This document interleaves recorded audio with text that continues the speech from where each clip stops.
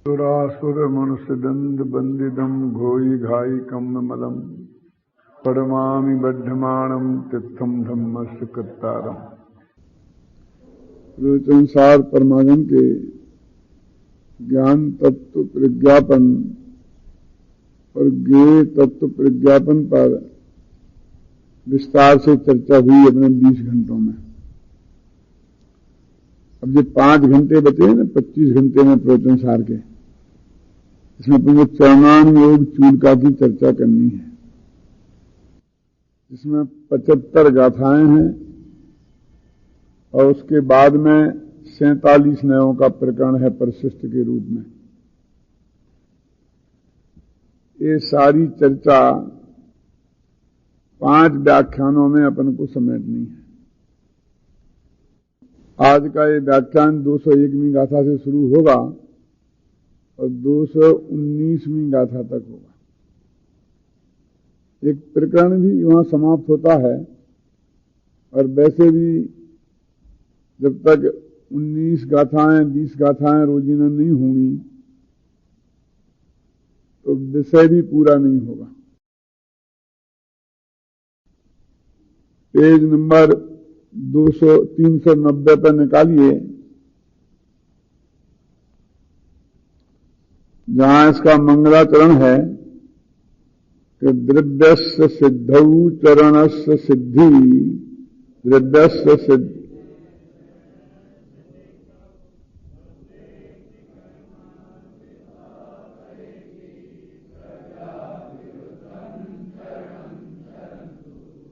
कहते हैं द्रव्यस्य सिद्धौ चरणस्य सिद्धि। द्रव्यान योग के अनुसार वस्तु का सही स्वरूप हमारे ख्याल में आ जाए उसके बाद ही चारित्र की सिद्धि होती है। माने द्रव्य की सिद्धि में ही चारित्र की सिद्धि विद्यमान है और चारित्र की सिद्धि में द्रव्य की सिद्धि विद्यमान है। कि द्रव्यान योग से उस तत्व ज्ञान को समझ लें और जीवन में नहीं अपनाएं तो उसका क्या लाभ होगा।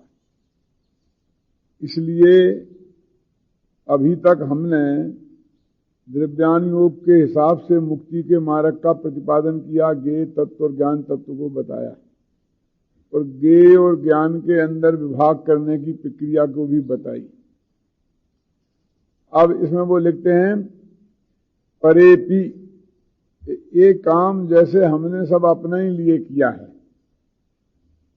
अब परेशान दूसरों के लिए भी कुछ कहते हैं कि चरणान योग चूलिका जैसे मानो दूसरों के लिए हो।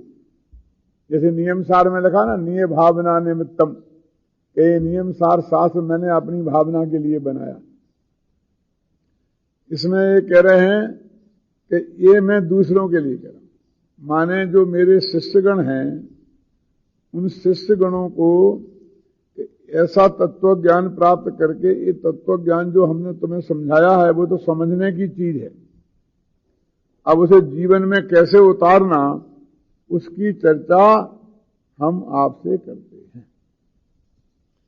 एक बात। दूसरी बात यह है कि ये मंगलाचरण की जो 201वीं गाथा है, एवं पणमीय सिद्धे वर बस हे पुणो पुणो समय,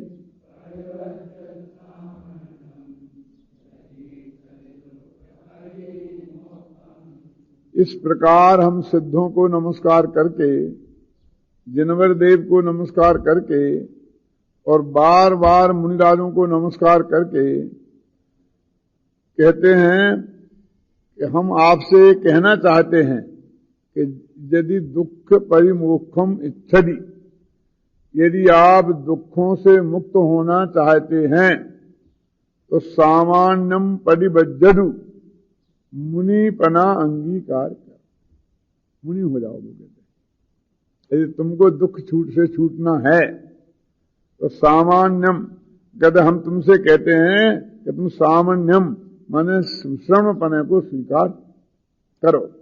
तो ये प्रेरणा की दूसरों के लिए है ना। अब इसमें एक एवं शब्द है धन कुमार जी, तो अमृतचंद्राचार्य कहते हैं कि एवं माने कहा, एवं तो पहले कोई बात कही हो तब कहा जाता है। और आप कहें कि हमने ज्ञेय तत्व ज्ञान तत्व प्रज्ञापन की चर्चा की इसलिए एवं कहेंगे, तो कहते उसके साथ एवं लग नहीं सकता क्योंकि नमस्कार की गाथा है। एवं माने क्या? वास्तव में ये नमस्कार के साथ में प्रतिज्ञा की गाथा है। इसलिए एवं कहकर जो इसकी मंगलाचरण की शुरू की गाथाएं 3 हैं, उन गाथाओं को वो कहना चाहते हैं। इसलिए आत्मख्याति टीका क्या नाम तत्व प्रदीप का टीका में उन्होंने वे 3 गाथाएं उत्थानिका के रूप में इसमें लिखी। ए सुरासुर बंदिदम, सब तीर्थंकरों को वंदना करता हूं, सिद्धों को करता हूं, पंचपरमेश्वरी को करता हूं। और एवं सिद्धि जिनवर विषय और श्रमणे, इस तरह जिनेन्द्र भगवान को, सिद्ध भगवान को और मुनिराजों को नमस्कार करके इस तरह माने उन 3 गाथाओं में। तो 3 गाथाएं मतलब यहां द्वारा भी लिख सकते थे, वो कहने का अर्थ है। और ये प्रतिज्ञा वाक्य है। वहां तो एक आधा मैं प्रवचन सार को कहूंगा, और यहां ये कह रहे हैं कि तुम श्रामण्य प्रणय को अंगीकार करो।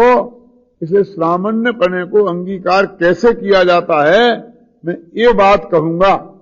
और इसलिए उन्होंने उपदेश से ही बात शुरू की। उन्होंने कहा ना कि मैं दूसरों के लिए ये बात कहता हूं, इसलिए उपदेश से बात शुरू की। वो जो गाथाएं थी वो उपदेश की नहीं थी। उन गाथाओं में आपने पढ़ा तो क्या लिखा? यही मार्ग है, इसलिए मैं अपने अंदर में जाता हूं।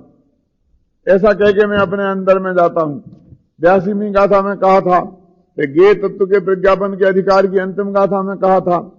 जब 5वीं 6वीं गाथे के बाद प्रतिज्ञा शुरू की तब भी कहा था कि इस तरह मैं शुद्धात्मा में जाता हूं। तो वो खुद की बात कर रहे थे मानो, और अब अपने शिष्यों को बता रहे हैं कि मुनिपना कैसे होता है और तुमको कैसे अंगीकार करना चाहिए।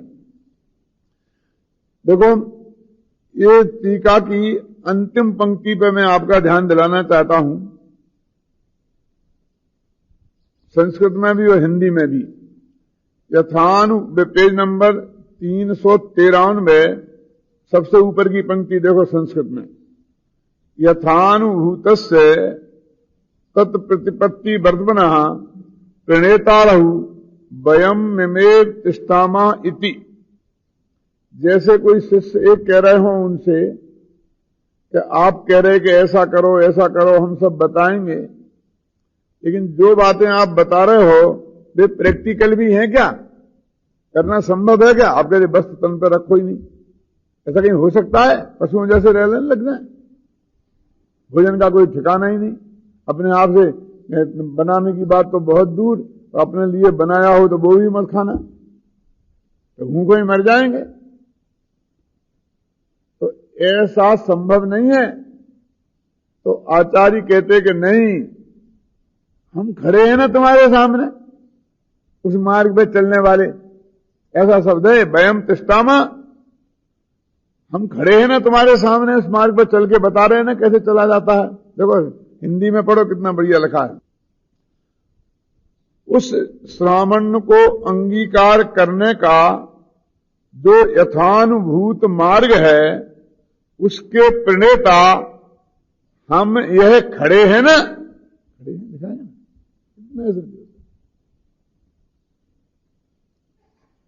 अपन यहां दरवाजे पे जाए किसी पे, अपने साथ कोई आदमी बच्चा हो और बच्चे से कहे तुम अंदर जा, और अंदर जाके बोल को फलां साहब आए हैं, उसे अंदर जाने में डर लगे, मैं कैसे जाऊं, मेरे को टोकेगा तो, कोई टोकेगा तो अंदर कैसे घुस आया, कोई नाराज होगा तो वो कच्चा पड़ता है।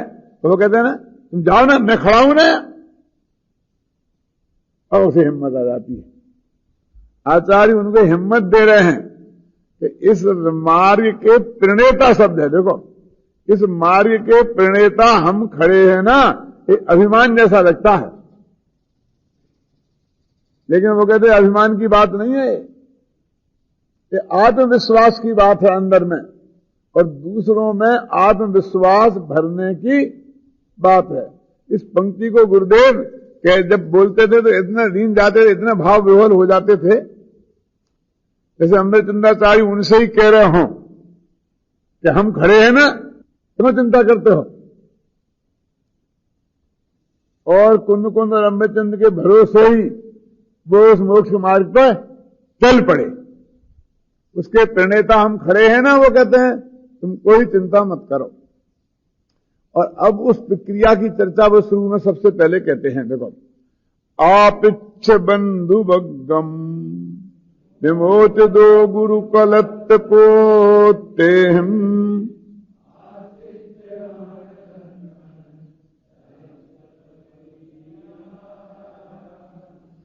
कि जब दीक्षा लो तो आप इच्छ बंधु विद्यम, कि बंधु वर्ग से पूछकर, और गुरु कलत्र पुत्तेहिम, गुरु माने मां बाप, कलत्र माने पत्नी और पुत्र पुत्रियां, इनसे विमोच दो, इनसे छुट्टी लेकर, छूट कर। देखो दोनों शब्दों का कितनी बुद्धिमानी से प्रयोग किया है। बंधु बग्गम से तो आपृच्छ, पूछकर,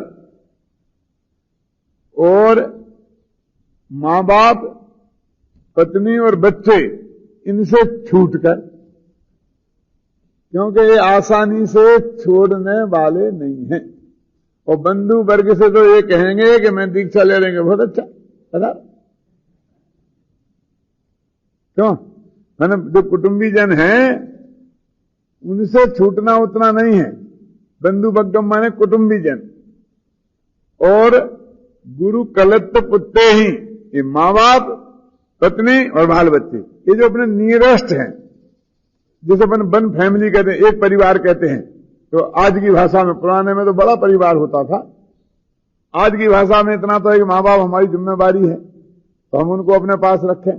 बाल बच्चे को तो रखते ही हैं, और पत्नी और पति रहते ही हैं। इतने को उन्होंने एक ग्रुप में बांटा, और भाई बंद वगैरह उसको उन्होंने दूसरे ग्रुप में बांटा। एक से लिखा आपृच्छ और दूसरे से लिखा विमोच दो। ये तो मूल गाथा की विशेषता है। आचार्य अमृतचंद ने इसकी टीका में बहुत विस्तार से चर्चा की, और उस चर्चा में उनने इस बात पर वजन दिया, एक बात पर, कि तुम कहते हो पूछ कर और छोड़कर, ये आसानी से छोड़ने वाले नहीं हैं, और मां बाप से पूछ के आएंगे तो हां मिलेगी, इसकी कोई गारंटी नहीं है। तो क्या बिना पूछे दीक्षा नहीं ले सकते? तो वो कहते कि नहीं ले सकते। देखो सुनना, दो पॉइंट है। पहला पॉइंट तो नहीं ले सकते। क्यों? आप बिना पूछे ही, बिना सूचना दिए ही, बिना कहे ही आगे दीक्षा ले ली तो घर वाले आपको खोजेंगे, और आप नहीं मिलेंगे तो पुलिस में रिपोर्ट लिखाएंगे। क्या करेंगे? खोया हुआ गुमशुदा की तलाश में फोटो छपवाएंगे अखबार में, और फिर आपकी खोज होगी और आप वहां पकड़े जाएंगे। आपके साथ में गुरुजी को भी पकड़ेंगे जिनने आपको लिया है। माने एक कानूनी दिक्कत खड़ी हो जाएगी।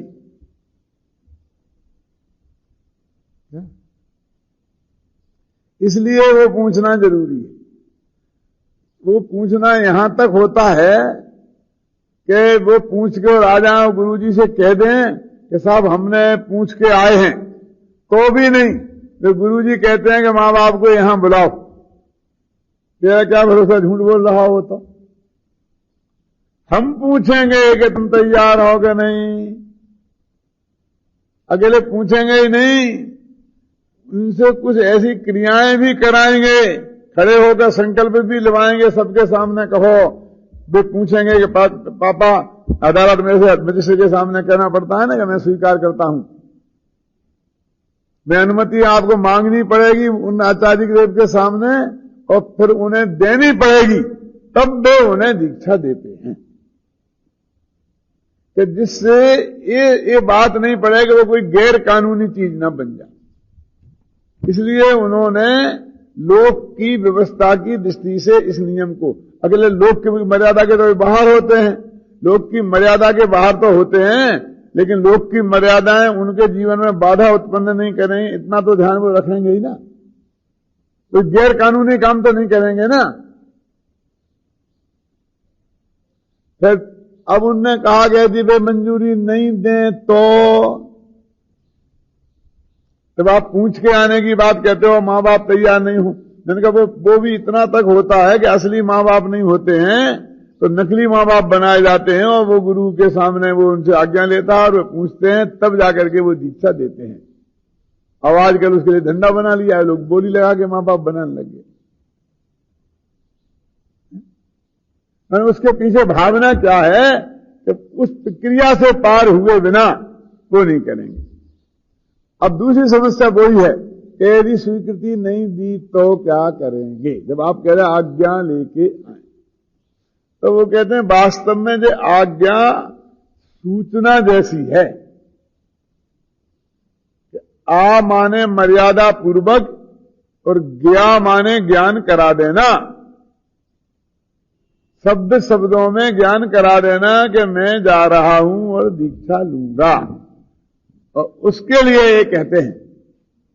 तो ऐसा ही होता है ना कि अपने ऑफिस में 10 आदमी काम करते हैं तो नीचे वाला तो एक कहता है साहब मैं जा रहा हूं 2 दिन की छुट्टी पर, मुझे छुट्टी दे दी जाए, आपकी आज्ञा हो तो मैं जाऊं। और ऊपर वाला भी कहता है ना कि भाई तुम संभाल के रहना, मैं 2 दिन जा रहा हूं, 2 दिन बाद आ जाऊंगा। वो भी बिना सूचना दिए तो नहीं जाता है ना, उसे अपन ऑर्डर कह देते हैं कि वो ऑर्डर दे गए, अपने चार्ज फलाने को समझा गए, तो चार्ज देना कह दो आप, लेकिन वो भी आखिर एक सूचना ही तो हुई ना। तो छोटा चूंकि बड़ों से मांगता है इसलिए उसका नाम आज्ञा दे दिया। और आजकल की तो आप गवर्नमेंट सर्विस में जानते हैं ना, वैसा ही होता है ना। जैसे मान लो कोई ऐसी इमरजेंसी का वर्क हो जिसे कैजुअल लीव कहते हैं, तो शादी विवाह हो तो सब पहले से नक्की होता है, फिर भी एप्लीकेशन तो देनी पड़ती है कि आप मेरे को आज्ञा दीजिए और आज्ञा दे तो मैं, आपकी आज्ञा हो तो मैं जाऊं। जबकि पूरी तैयारी करके सामान वामान बांध के आता है क्या, और सामने रिक्शा बुला लेता है और फिर कहता है साहब आपकी आज्ञा हो तो मैं जाऊं। हम तो नहीं है, हम कहें हमारी आज्ञा नहीं है तो रुकने वाला है वो बोलो। वो एक भाषा है, तो उस भाषा को भी उन्होंने यहां पर लिखा है। और वो भाषा कैसी है कि हे मेरे शरीर को उत्पन्न करने वाले, शरीर की उत्पत्ति में निमित्तभूत मां बाप, ना तुम मेरे मां हो, ना तुम मेरे बाप हो, ना मैं तुम्हारा बेटा। और मुझे अपना भगवान आत्मा समझ में आ गया है, अब मैं उसके आत्म कल्याण के लिए जाता हूं। गुरुदेव श्री बहुत मार्मिक ढंग से इस प्रकरण को प्रस्तुत करते थे, और वो ये कहते थे कि देखो निश्चय व्यवहार की कितनी मनोरम संधि है। निश्चय व्यवहार की संधि का कि हे मां, हे पिता, ऐसा बोल के तो उन्होंने व्यवहार की स्थापना की। जब यही तुम कह रहे हो कि कौन किसके मां बाप, कोई किसी के है ही नहीं, तुम शरीर के हो, तो हे मां और हे पिताजी संबोधित करके तो उस व्यवहार की मर्यादा को भंग नहीं किया। और फिर कहा कि आपका और मेरा संबंध तो देह से है, आत्मा से तो कोई लेना देना है नहीं। तो उस तत्व ज्ञान कराया क्यों, और एक तरीके से उस संबंध को निश्चय से नहीं है ना, तो निषेध करके निश्चय का प्रतिपादन किया। जब कोई किसी का नहीं है, और जब यही कह दिया कोई किसी का नहीं है, तो फिर छुट्टी मांगने की जरूरत क्या, कि वो व्यवहार से है ना, तो व्यवहार से छुट्टी मांग रहे। निश्चय में नहीं हो तो निश्चय में छुट्टी की भी जरूरत नहीं है, मैं तो नक्की कर ही लिया है और मैं तो जाने ही वाला हूं। कहीं मां बाप मंजूरी नहीं दें तो कोई दीक्षा नहीं लेगा, ऐसा तो है ही नहीं। वो कहते हैं वो तो ऐसा कह के और मैं जाता हूं, जाऊं या नहीं जाऊं वाली बात का है। लोक में जैसे आप आज्ञा कहते हो, वो तो ये कहते हैं कि मैं जाऊं कि नहीं जाऊं, और सामने वाला कहते हुए कि नहीं जाओ तो नहीं जाए, लेकिन वो तो कहता है मैं जा रहा हूं। तो वास्तव में ये तो इंफॉर्मेशन है, लेकिन वो शब्द भाषा में दी गई, इसलिए उसका नाम आज्ञा दिया। तो ये बराबर आप इसको पढ़ेंगे टीका में, तो विस्तार से उन्होंने 2-3 गाथाओं की टीका में ये सब उन्होंने एक एक चीज का ये सब बताया है। अभी अपन को पढ़ने का समय नहीं है, इसलिए अपन अगली गाथा पढ़ते हैं। जदे जाद रूप जादम उपाद्य केश मनसुगम शुद्धम रहितम हिंसादी दो अपदिकम हबदीलिंगम मुच्छारंभ विजुत्तम जुत्तम उपयोग जोग शुद्धिम।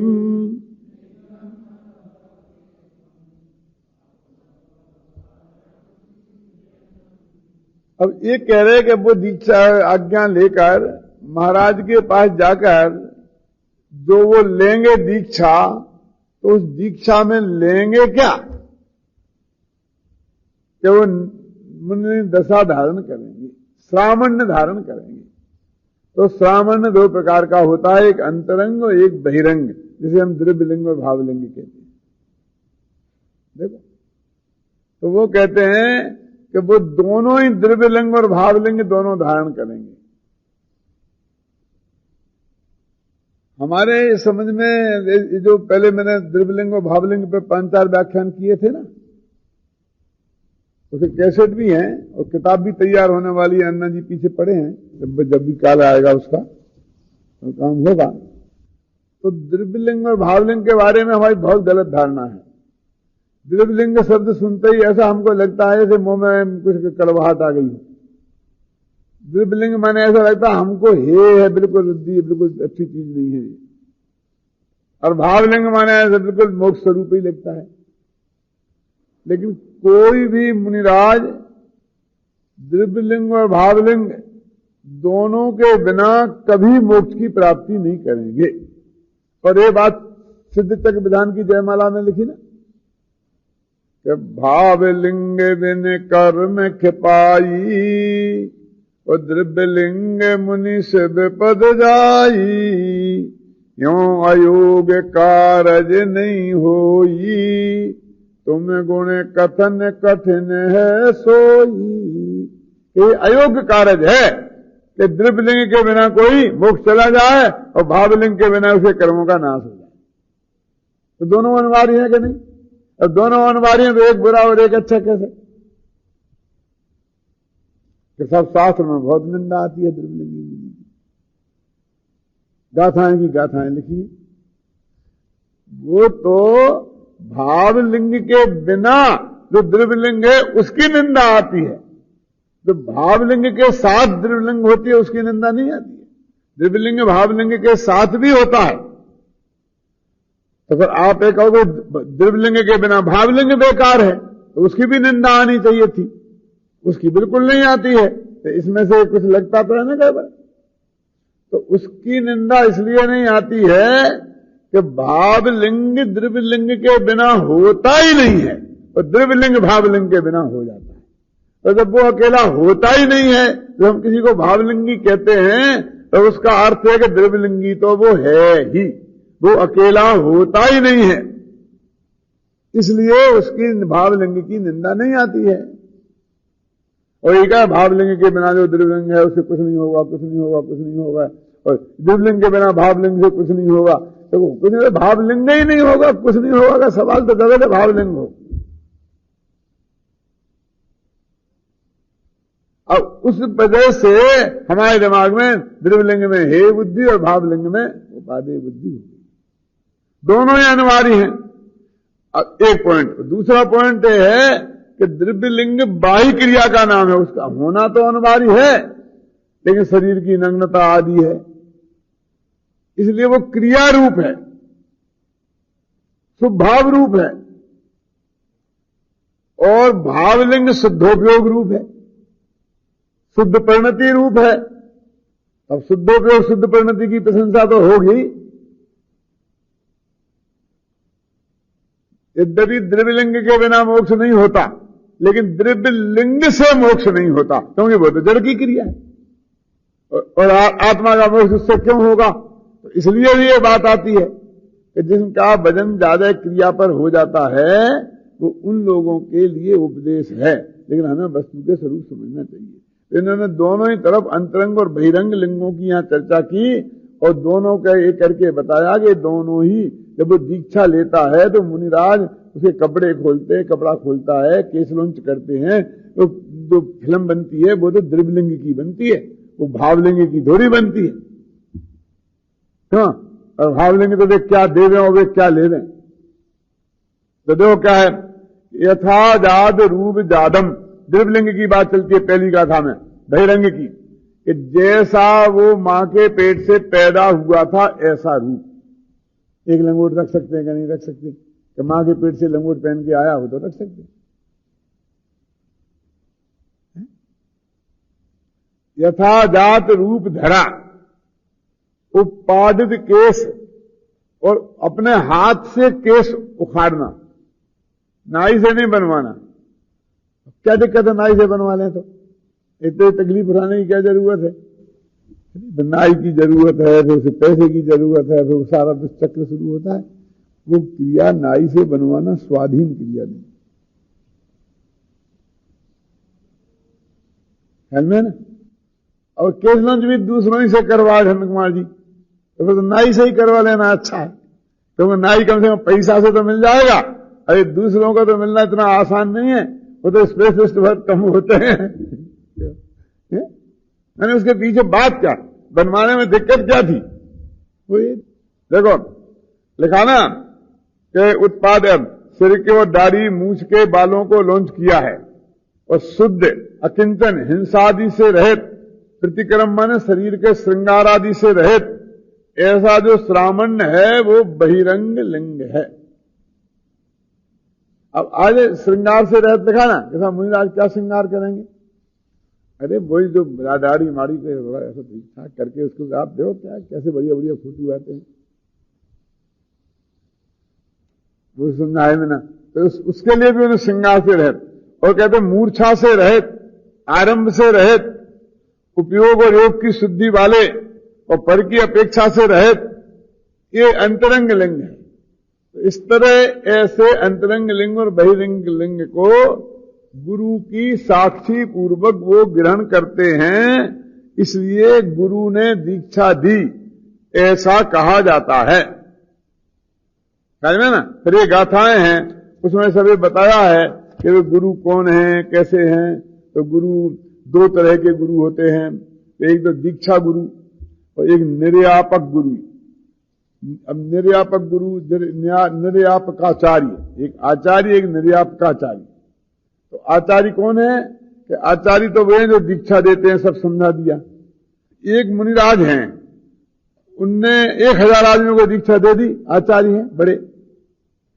तो अब 1000 के रोजाना क्या गलती कर रहे हैं, क्या नहीं कर रहे हैं, वो उन आचार्य महाराज के पास इतना समय नहीं है इतने लोगों को वो डील कर सकें और उनका ध्यान रख सकें। तो जो उन्हीं के अंडर में और ऐसे आचार्य होते हैं जो उनके सहयोगी, जो उन्हें सौंप देते हैं कि भैया जरा इसको तुम संभालना, इन 10 विद्यार्थियों को तुम संभालना, इन 10 को तुम संभालना, इनको तुम देखना क्या करते हैं, इनकी कोई प्रॉब्लम हो तो तुम बताना, जो रोजाना भोजन करने आए और फिर आज गलती हुई तो प्रायश्चित विधि से शुद्ध करना, कोई गलती हो गई हो तो ये करना। कोई दीक्षा छेद जैसा प्रसंग आ जाए तो वो मूल आचार्य के पास जाएगा केस, लेकिन वो रोजीना की गलती वो जो काम निपटाते रहना है, तो ऐसा जो काम निपटाते हैं निर्यापक आचार्य, मतलब निभाने वाले आचार्य। अब धीरे धीरे जब वो अपने आप जब होशियार हो जाएंगे, अपनी क्रियाओं में हो जाएंगे, तो उतनी ही निर्यापक आचार्य को तकलीफ कम हो जाएगी उनसे, उतना ही उनको ध्यान कम रखना पड़ेगा। तो इस तरह से वो सारा वर्णन यहां पर उन्होंने कहा था ना कि हम खड़े हैं। उन्होंने उन सब को दीक्षा देना, उनको कैसे संभलाना, कैसे मूल गुण, 28 मूल गुणों के नाम है, नहाना नहीं, दंत धोबन नहीं करना, वो सब वर्णन इसमें दिया हुआ है कि ये सारी चीजें वो मुनिराज ये करते हैं। देखो पेज नंबर 409 है ना, इसकी टीका में वो बात लिखी है जो मैंने आपको बताई है। 408 पेज पर नीचे टीका है, देखो। जो आचार्य लिंग ग्रहण के समय निर्विकल्प सामायिक संयम के प्रतिपादक होने से प्रविद्यादायक हैं, वे गुरु हैं। और तत्पश्चात तत्काल ही जो आचार्य सविकल्प छेदोपस्थापना संयम के प्रतिपादक होने से छेद के प्रति उपस्थापक हैं, वे निर्यापक हैं। उसी प्रकार जो आचार्य छिन्न संयम के प्रतिसंधान के विधि के प्रतिपादक होने से छेद होने पर उपस्थापक हैं, वे भी निर्यापक हैं। इसलिए छेदोपस्थापक पर भी होते हैं। पर भी माने उन आचार्यों के अलावा दूसरे भी होते हैं। ये वास्तव में वो व्यवस्था संबंधी बातें हैं कि वो संघ का, इतने बड़े संघ का संचालन कैसे हो, और वो कैसे, तो नए नए मुनिराज आएंगे ना, तो क्रियाएं भी नहीं समझते हैं। और आप देखो, अब उनको भी कोई आचार्य, निर्यापक आचार्य नहीं थे उनके पास। ना तो ऋषभदेव ने उन्हें दीक्षा दी थी, न ऋषभदेव ही आचार्य नहीं थे, तो उनकी क्या दुर्दशा हुई। तो इसलिए चाहे जैसे लोग दीक्षा भी ले लेंगे, तो वो आचार्य पहले पूरी परख करेगा कि इसे पात्र है कि नहीं। तो एक तो अपात्र जीव दीक्षा नहीं लेंगे, आचार्य के दीक्षा लेने से इस पर कंट्रोल होता है। और दूसरी जो उसकी थोड़ी अजानकारी होगी, अनभ्यास है, उसके लिए वो कुछ दिन देख रेख में रख के, अपनी अथवा अपने शिष्यों की देख रेख में रखकर और उसको परफेक्ट कर देंगे। इसलिए सारी प्रक्रिया का वर्णन उन्होंने किया है। पेज नंबर 410 पे टीका पढ़ते हैं, अच्छी है वो। संयम का छेद दो प्रकार का है। उन्होंने कहा था छेदोपस्थापक, एक आचार्य तो दीक्षा देने वाले, एक छेदोपस्थापक, कि कोई गलती हो जाए तो उसको सुधार के उसे ठीक कर दे। अब गलती ऐसी भी होती है कि डांट फटकार के ही काम चल जाए, गलती ऐसी भी होती है कि दंड दे दिया जाए, और गलती ऐसी भी होती है कि निकाल के बाहर कर दिया जाए। क्यों? और फिर वो दोबारा भर्ती होने आए तो सारी प्रक्रिया से गुजरे, फिर दोबारा भर्ती कर लें। और गलती ऐसी भी होती है कि निकाल के बाहर करें और फिर दोबारा आए तो भर्ती नहीं करें। चार तरह की गलतियां होती ना, जैसे मुनिराजों में भी ऐसा चक्कर चलता है। क्यों? एक तो गलती ऐसी होती है कि उसे गलती की माफी मांगी और काम निपट गया। एक गलती ऐसी होती है कि वो कहते हैं तुम 3 दिन का उपवास करो इस गलती के सुधार के लिए, वैसे तुम्हारे प्रायश्चित हो जाएगा। एक गलती ऐसी होती है कि उनकी दीक्षा छेद दी जाती है। एक गलती ऐसी होती है कि दीक्षा द्वारा दे देते हैं फिर। और एक ऐसी होती है कि भैया अभी संघ से निकाल के बाहर करो, इस आदमी से झंझट छुटाओ। तो वो सब की वर्णन देखो किया है। संयम का छेद 2 प्रकार का है, बहिरंग और अंतरंग। उनमें मात्र काय चेष्टा संबंधी वह बहिरंग है। देखो, माने ऐसी गलती जो शरीर से हो जाए तो सबको दिखेगी कि नहीं दिखेगी, और उपयोग संबंधी वह अंतरंग है। उसमें यदि भली भांति उपयुक्त समर्पण के प्रयत्नकृत काय चेष्टा का कथनचित बहिरंग छेद होता है। जो आया ना, अब काय चेष्टा का कथनचित में थोड़ा बहुत, और एक पूरा कपड़े ही पहन लिए, समझे ना, तो वह सर्वथा अंतरंग छेद से रहित है। इसलिए आलोचना पूर्वक क्रिया से ही उसका प्रतिकार इलाज होता है। मतलब वो अंतरंग में तो छेद हुआ नहीं, और काय में कोई गलती हो गई काया से, तो वो आलोचना करेगा ना, और उससे उसका काम हो जाएगा। बोलेंगे ना, जल छान जबानी कीनी शोभूपुन बारदो दीनी, जैसे बना आता, मैंने उसने आलोचना की, गलती स्वीकार की और बात खत्म। आता कि नहीं आता? कि साहब आए, एक तो आया बुलाया, क्यों भाई ऐसा क्यों हुआ? साहब गलती हो गई, लेट क्यों आए प्रवचन में, गलती हो गई, कल से समय पे आएंगे, ध्यान रखना। इतनी तो छुट्टी हो जाती है। और एक stand up of the bench, खड़े रहो, पूरे प्रवचन में खड़े रहो। ऐसी भी सजा हो सकती है। क्यों? एक ऐसी भी हो सकती है। मेरे कहने का अर्थ यह है कि उसके भेद हैं, सब लिखा ना। किंतु यदि वही श्रमण, तब आप कह रहे कि मुनियों को भी खड़ा कर देते होंगे, क्यों? तो हमारे विद्यार्थियों जैसा मुनियों की बात करते हो, अरे तुम्हें तो यहीं खड़ा करते। लेकिन उन मुनिराजों को तो श्रुत सागर को अकंपनाचार्य ने वहां जाकर खड़ा कर रहने को बोला रात भर। तुम्हें तो घंटा करते होंगे, 2-5 मिनट को करते होंगे। क्यों? कि रात भर खड़े रहोगे जहां उन पर आक्रमण होने की आशंका थी और जान जोखम में थी। बोलो, ऐसा तो मुनि हो जाएंगे तो अनुशासन में नहीं रहना पड़ेगा। क्यों? और क्या गलती थी? साहब उनने बड़ी गलती की हो, हमने थोड़ी ऐसी गलती की थी। उन्हें क्या गलती की थी? जो कोई सिनेमा थोड़ी चले गए थे, उन्हें किसी लड़के से मारपीट थोड़ी करी थी। उनने तो उन मंत्रियों से थोड़ी तत्व चर्चा कर ली थी। तत्व चर्चा करना भी गलती होती है। क्यों? कि रास्ते चलते तत्व चर्चा की थी, ये गलती थी। धन कुमार जी साहब बस में बैठे हैं, यहां बैठे हैं, ऐसे बैठे हैं, कुछ भी बोल रहे हैं, हमारे सुन रहे हैं, मजाक उड़ा रहे हैं, तो वहीं लड़ पड़ते हैं उसी तत्व चर्चा करते करते। बैठकर एक जगह शांति से करने की चीज है, इसको मजाक मत बनाओ। उनने क्या की थी? तत्व चर्चा ही तो की थी। और किन से की थी? चाहे जिससे करने की चीज नहीं है। सामने वाला चर्चा ही नहीं करना चाहता हो, तुम चर्चा कर रहे हो, वो कह रहा है मैं नहीं करता, मेरे पास समय नहीं, मैं बात नहीं करने को, मेरे फुर्सत नहीं है। नहीं, जबरदस्ती होती चर्चा। क्यों? उनने यही तो की थी। तुम कहां से आ रहे हो? इस भव से नहीं, अगले भव से शुरू कर दी। तो सामने वाले तैयार थे पूरा भव पर भव की चर्चा करने को।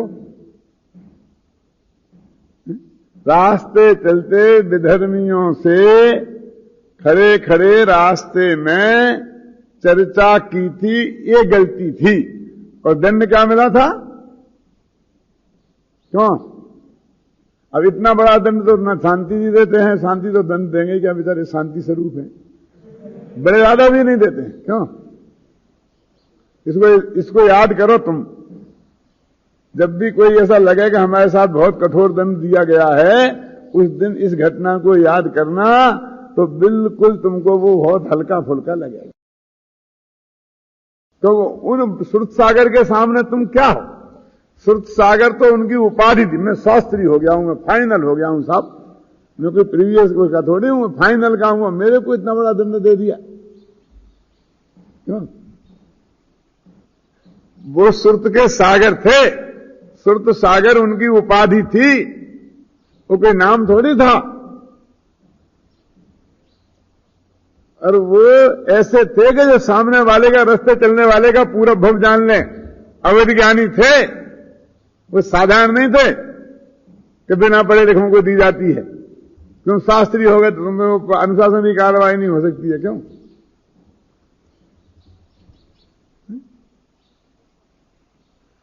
तो वो सब लिखा ना, दो किंतु यदि वही श्रवण उपयोग संबंधी छेद होने से साक्षात छेद में ही उपयुक्त होता है, तो जिनोक्त व्यवहार विधि में कुशल श्रवण के आश्रय से आलोचना पूर्वक उनके द्वारा उपदिष्ट अनुष्ठान द्वारा संयम का प्रतिसंधान होता है। माने कायिक चेष्टा में तो तत्काल रोजिना की जो क्रिया आलोचना प्रतिक्रमण है उससे काम चल जाता है। यदि भाव से कोई गड़बड़ होती है, अब भाव की गड़बड़ तो दो ही बताएं, दूसरों को तो पता चलेगी नहीं। तो इतना तो मान के चलते ही है, छद्म गुणस्थान में जो होगा दिगंबर दीक्षा ली है तो उसके लिए गवाही सफाई नहीं बुलाना पड़ेगा, मैंने नहीं किया तो किया इसने।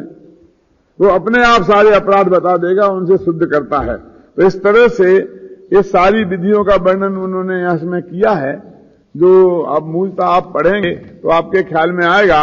अभी पेज नंबर 416 देखो,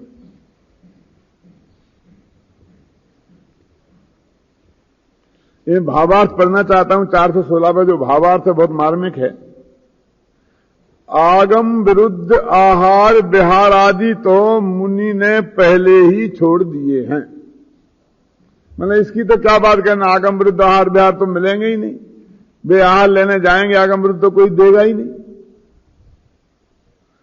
अब संयम के निमित्त पने से की बुद्धि से मुनि ने जो आगमोक्त आहार, अनशन, गुफादि में निवास, विहार, देहमात्र परिग्रह और अन्य मुनियों का परिचय और धार्मिक चर्चा वार्ता पाए जाते हैं। अब ये इनमें अपराध होने की बात है। उनके प्रति भी राग आदि करना योग्य नहीं है। कितना साफ लिखा, देखो ये प्रयत्न सार में लिखा है। किन किन में? कि मुनि की भूमिका के योग्य आहार, कि हम बिल्कुल निर्दोष आहार लेते हैं, अनशन, उपवास, गुफादिक में निवास, विहार, देह मात्र परिग्रह और अन्य मुनियों का परिचय और धार्मिक चर्चा वार्ता, ये भी इनके प्रति भी राग रखना अच्छी बात नहीं है। ये कोई बहुत बढ़िया काम है, ये कोई अभिनंदनीय काम है मुनिराज के लिए, ऐसी बात नहीं है। देखा क्या नहीं? इनमें रागादि करना भी योग्य नहीं है। उनके विकल्पों से भी मन को रंगना देना योग्य नहीं है। रंग लग जाए, रंग लाग गयो, रंग लाग गयो, रंग लाग गयो, उसका इसका भी रंग नहीं लगना चाहिए। तत्व चर्चा का भी रंग नहीं लगना चाहिए मुनिराजों को। लिखा क्या नहीं लिखा? ये सब लिखा क्या नहीं? पढ़ना अच्छी तरह से घर पे देख के। इस प्रकार आगमोक्त आहार विहार आदि में भी प्रतिबंध प्राप्त करना योग्य नहीं है, क्योंकि उससे संयम का छेद होता है। प्रतिबंध प्राप्त करना माने वही रंगना। प्रतिबंध प्राप्त करने का मतलब प्रतिबंधित होना नहीं, माने उसके प्रति अपने को प्रतिबंधित करना। उसके प्रति अपने को प्रतिबंधित करने के रोजाना मैं 1 घंटा चर्चा करता हूं, 2 बजे से 3 बजे तक चर्चा करता हूं। मुनि महाराज ने समय नक्की कर दिया और सब बैठे। कोई महाराज समय नक्की नहीं करते, किसी को कोई समय नहीं देते, क्योंकि समय देते ही बन जाते हैं। फिर दूसरी जगह नहीं जा सकते ना, हमें विकल्प दूसरी जगह जाने कहा जाए तो कहेंगे महाराज ने समय दिया था, हमें 2 बजे का हमें मिला ही नहीं। तो कहते हैं वो इन सब बातों के प्रति अपने को प्रतिबंधित नहीं करते हैं। अपन तो प्रतिबंध काय को मानते हैं? वो देखिए प्रति प्रतिबंध नहीं करना, प्रतिबंधित नहीं होना, क्योंकि इससे भी संयम का छेद होता है।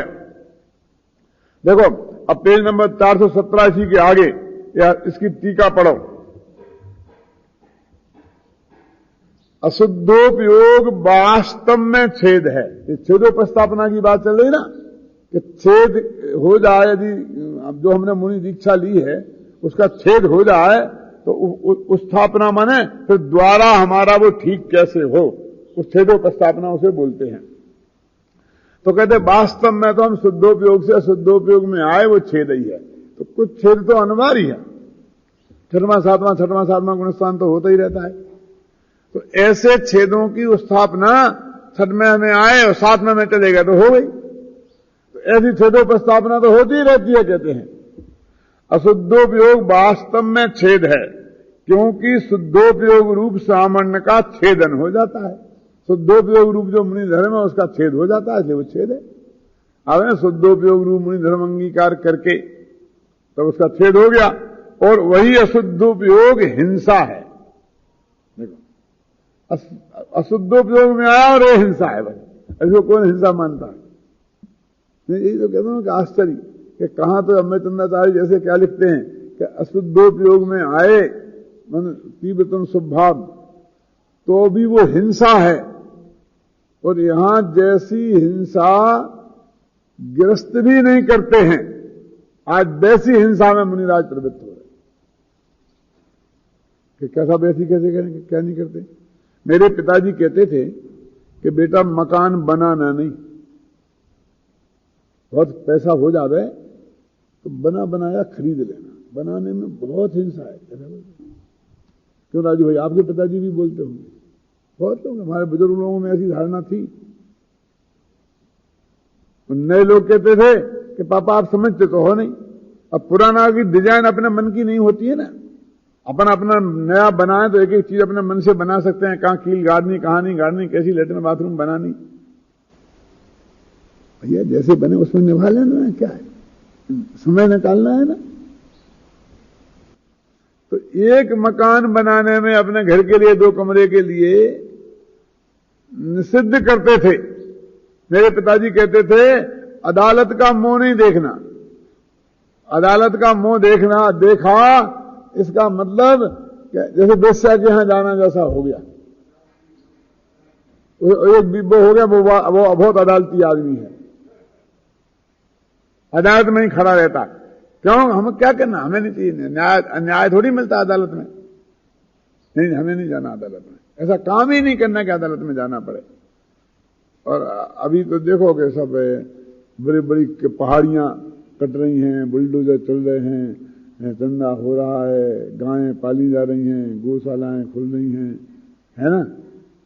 ये बिल्डिंग 1 साल के भीतर बन जाना चाहिए, 2 साल के भीतर बन जाना चाहिए, बड़े बड़े प्रोजेक्ट चल रहे हैं।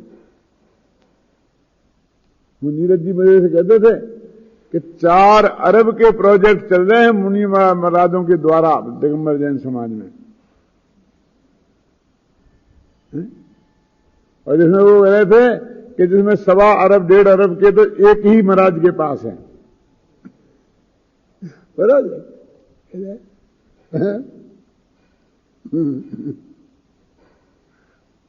देखो, अशुद्धोपयोग हिंसा है, क्या लिखा, उसमें शुद्धोपयोग सामरण का हनन होता है। इसलिए श्रमण के जो अशुद्धोपयोग के बिना नहीं होती, ऐसी शयन आसन स्थान गमन इत्यादि में अपर्याप्त चर्या, वह वास्तव में उसके लिए सर्वकाल ही संतान वाहिनी हिंसा है, जो कि छेद से अनन्नभूत है। माने ये जब खाना पीना उठना बैठना, अब इसमें रोजाना उसको होना ही होना है। इसलिए रोजाना प्रतिक्रमण, रोजाना आलोचना, ये रोजाना क्यों बनाई? क्योंकि ये तो रोजाना की होने वाली छेदोपस्थापना है। और जो विशिष्ट गलती होती है तो वो उसका विशिष्ट प्रायश्चित वगैरह दिया जाता है। देखो, अब ये वो असली गाथा आ गई है प्रवचन सार की, कि जो बहुत प्रसिद्ध है और जिसके आधार पर एक श्लोक पुरुषा सिद्धि उपाय ग्रंथ में भी है कि मरदु बज्ये दोय जीवो पैदाचारस्य निच्छदा हिंसा पैदस्य नत्ति बंधो हिंसा में तेन समीदस्य। मरदु बज्ये दो जीवो, जीव मरे वो चाहे जिंदा रहे, उससे किसी को हिंसा नहीं होती। देखो, सारा जगत जीव के मरने जीने को हिंसा मानती है। ये प्रवचन सार की गाथा क्या करें? लेकिन अयदाचारस्य निच्छदा हिंसा, लेकिन अयत्नाचार पूर्वक प्रवृत्ति करने वाले के हिंसा नामक पाप गारंटी से होता है। क्या कह रहे, क्या कहना चाहते हैं? ये कहना चाहते हैं कि आप ऊपर को मुंह उठा के चल रहे हैं, तो आपके पैर के नीचे आके जीव मरे चाहे ना मरे, आपको हिंसा का पाप अवश्य लगेगा। और आप बराबर सावधानी पूर्वक चल रहे हैं 4 हाथ जमीन देखकर, और कदाचित जीव आ जाएं, क्योंकि इतने सूक्ष्म जीव भी होते हैं जो आपको 4 हाथ दूर से दिखाई नहीं दे, तो भी आपको हिंसा नहीं है। तो फिर जीव के मरने और नहीं मरने से हिंसा का संबंध नहीं रहा ना। तो काहे यत्नाचार और अयत्नाचार से रहा। माने हम सावधानी पूर्वक अपना आचरण करें, सावधानी पूर्वक आचरण करने वाले मुनिराज के उनके निमित्त से हिंसा भी होती है, तो अभी वे अहिंसक हैं। और यत्नाचार पूर्वक प्रवृत्ति करने वाले जो ग्रस्तों के हैं, वो यत्नाचार उनके वे हिंसक ही हैं। आजकल हर बात में उल्टा उल्टा चल गया है। मैं किसी का नाम लिए बिना आपको बताना चाहता हूं कि एक महाराज सवारी में शुरू कर दिया था, कार में प्लेनों में जाना। सितंबरों की बात है, दिगंबर की नहीं। अभी दिगंबरों में इतनी मर्यादा तो है कि कार में नहीं बैठते हैं, प्लेन में नहीं बैठते हैं। तो मेरी चर्चा हुई, तो वो बोले पंडित जी वो पुराना जमाना था, सवारी का त्याग इसलिए था कि वो गाय बैल भैंस पे उस पे घोड़े पे बैठते थे, बैलों पे वजन होता था, तो उनको अब तकलीफ नहीं हो अपनी वजह से। अब तो पेट्रोल से चलती है तो किसी को तकलीफ ही नहीं है, और वो गाड़ी अपने ही लिए जाती थी। अभी प्लेन अपने लिए थोड़ी जाता है, वो तो जाना ही है, दिल्ली जाना है, ऐसा बोले। मैंने कहा महाराज ऐसा नहीं है। ले क्या है कि अपन ईरिया समिति पूर्वक चलते हैं ना मुनिराज, नंगे पैर, तो वो घोड़ा थोड़ी ईरिया समिति पूर्वक चलेगा, नंगे पैर तो चलेगा। वो बैल थोड़ी ईरिया समिति पूर्वक चलेगा। वो ईरिया समिति का पालन नहीं होगा अब मुनिराज के ईरिया समिति होना चाहिए कि नहीं, ये तो 28 मुलुणों में है कि नहीं, तो ईरिया समिति कैसे पलेगी? वो प्लेन ईरिया समिति पूर्वक चलेगा, वो ट्रेन ईरिया समिति पूर्वक चलेगी, वो कार ईरिया समिति पूर्वक चलेगी? उसकी इतनी तेज रफ्तार है। लेकिन वो अपने तर्क लगा करके उन्होंने वो शुरू कर दिया, नगर में हम थोड़ी कर रहे हैं, ग्रस्त कर रहे हैं, रोजना चंदा कर रहे, चिट्ठा कर रहे, बोल रहे, बुला रहे, यहां तक कि मजदूरों का पैसा भी चुका रहे, यहां बैठे बड़े रसीद काट रहे। एक तो महाराज मेरे से बोले कि पंडित जी मेरी 3000 रुपये रोज की प्रैक्टिस है, इस शब्द में बोला, प्रैक्टिस है रोज की 3000 रुपये रोज। माने भी हम बैठे रहे रसीद कट्टा लेकर के, और लोग आते तो उनसे मांगते, पैसा ले लेते। तो जैसे वकील कहते हैं मेरी प्रैक्टिस है, डॉक्टर की प्रैक्टिस होती है ना, मैंने इतना इन्वॉल्वमेंट। और यहां कितनी बात कर रहा है, देखो आ गया ना कि वो इसको टीका को पढ़ते हैं अपन इसकी, देखो जीव मरे या जिए अप्रियत आचार वाले के हिंसा निश्चित है, प्रियत समितिवान के हिंसा मात्र से बंध नहीं है। प्रयत्न हमारी हिंसा मात्र, अशुद्धोपयोग अंतरंग छेद है और पर प्राणों का विप्रोपण वह बहिरंग छेद है। इनमें से अंतरंग छेद ही विशेष बलवान है। तो अशुद्धोपयोग हो गया ना, वो तो कहते तुम शुद्धोपयोगों से बाहर आए तो हिंसा चालू हुई है, क्या बोल रहे?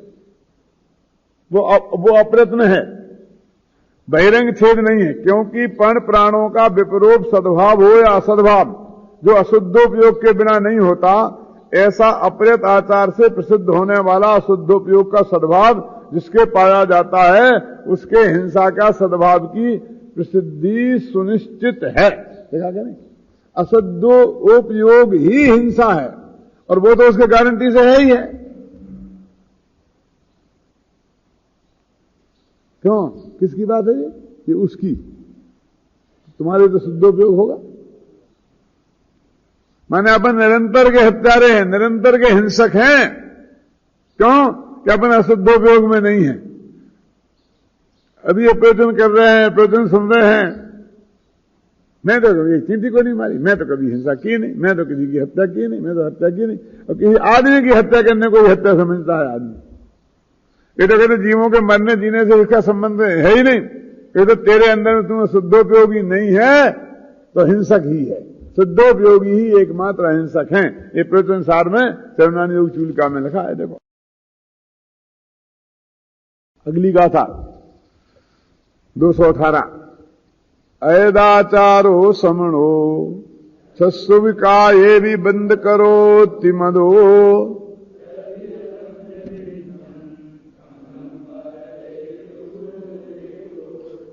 अप्रियत आचार वाला श्रमण छहों काय संबंधी बध का करने वाला मानने में कहने में आया है। देखो आ गया ना, 6 काय के जीवों का हिंसक है वो, अब चलता है। तो यदि सदा प्रयत्न रूप से आचरण करे तो जल में कमल की भांति उसे निर्लेप कहा गया है। इसलिए आचरण की शुद्धि कितनी जरूरी है। वो ऊपर मुंह चलाने की देख के चलने की बात नहीं है, आप समझे ना। वो क्या कह रहा है कि यद्यपि पद वस्तु के कारण रंच मात्र भी हिंसा नहीं होती, पर वस्तु निबंधना है ना, तथापि परिणाम विशुद्धे कार्या, तो भी परिणामों की विशुद्धि के लिए अप्रत्नाचार को छोड़ना चाहिए। अब इसी का जो भावार्थ है वो पढ़ो।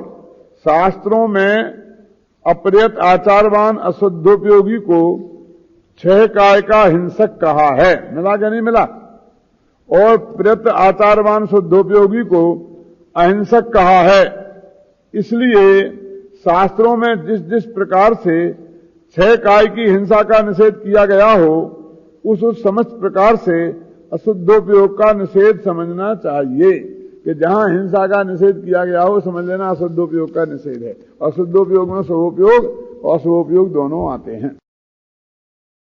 इसी का भावार्थ, अशुद्धोपयोग का असद्भाव ही, पेज नंबर 423 पे, अशुद्धोपयोग का असद्भाव ही हो तथापि काय की हलन चलनादि क्रिया होने से परजीवों के प्राणों का घात हो जाता है। कि देखो अशुद्धों का असद्भावन शुद्धोपयोग हो, अब शुद्धोपयोग में भी काय हिल रही है। अब हम तो ये कल्पना ही नहीं कर सकते, हम तो ध्यान की अवस्था है, वो तो ऐसा बिल्कुल अकड़ के रखे, ऐसी गर्दन नहीं हो सकती, लेकिन लिखा नहीं ऐसा। क्यों अन्ना जी, मतलब क्या करेंगे, काय हमारे हाथ में है क्या? हिलेगी तो हिलेगी, हम बुद्धिपूर्वक हिलाएंगे तो गया काम से, लेकिन हम नहीं हिला रहे, हमने उपयोग खींच लिया उसमें से, फिर जो काय की स्थिति होगी तो होगी। एक मुनिराज को उठा के आकाश में फेंक दिया, वे शुद्धोपयोग में है, तो काय तो हिल रही कि नहीं हिल रही, बोलो,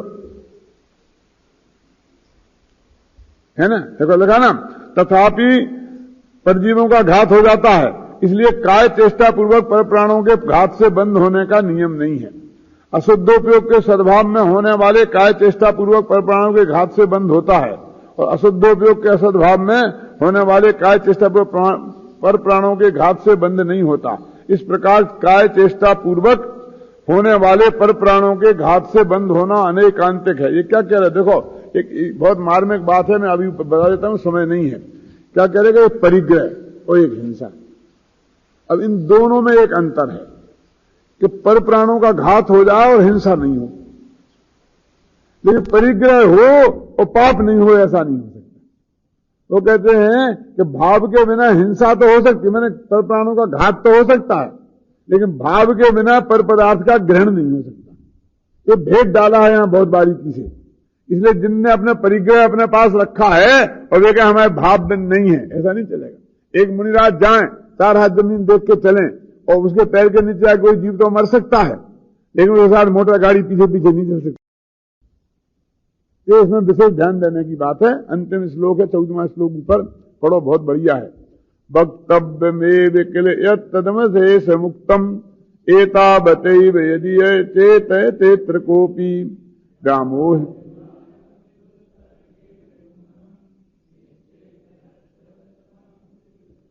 बहुत ही मार्मिक श्लोक है। आत्मख्याति में समयसार की टीका में तो उन्होंने 275-76 श्लोक लिखे, और प्रवचन सार की टीका में 2-4 मुश्किल से लिखे होंगे। उन 2-4 में से जो एक है, और ये हमारी तुम्हारी बात है। वो क्या कह रहे हैं आचार्य, वक्तव्य मेव किल यत्तद शेष मुक्तम, जो समझाने के लिए समझाया जा सकता है वो तो मैंने सब समझा दिया। ऐसा नहीं जितना बना उतना समझाया, कहते बाकी अवक्तव्य है, अवक्तव्य थोड़ा है मैंने। वक्तव्यम किल यत तत् शेषम उक्तम, जो कहने लायक था वो मैंने सब कह दिया, कहने में कुछ बाकी रखा नहीं। एतावतैव यदि चेतते को भी, यदि किसी को चेतना है तो वो इतने से ही चेत सकता है। और व्यामोह जालमति दुस्तरमेव नूनम, निश्चेतनस्य, जो अचेतन है उन्हें कितना ही विस्तार करो, उनके व्यामोह का जाल अत्यंत विस्तार जिनको पाया हुआ है, बचसाम मति विस्तरेति, उन्हें कितना ही विस्तार से समझाओ, उनकी समझ में कुछ आने वाला नहीं। वो कहते हैं मैं यहां विराम लेता हूं, काय की कि मुनिराजों के हिंसा कैसे होती है, परिग्रह कैसे होती है, चर्या कैसे होती है, कैसे रहना चाहिए, इसकी मैं चर्चा करके इस प्रकरण से यहां विराम लेता हूं, क्योंकि समझाने लायक था वो मैंने सब समझा दिया। जिनकी समझ में आना होगा इतने से ही आ जाएगा, और जिनकी में नहीं आना है वो कितना ही विस्तार करो, उनके मोह से पार पाना संभव नहीं है, इसलिए मैं विराम लेता हूं, ऐसा आचार्य कहते हैं।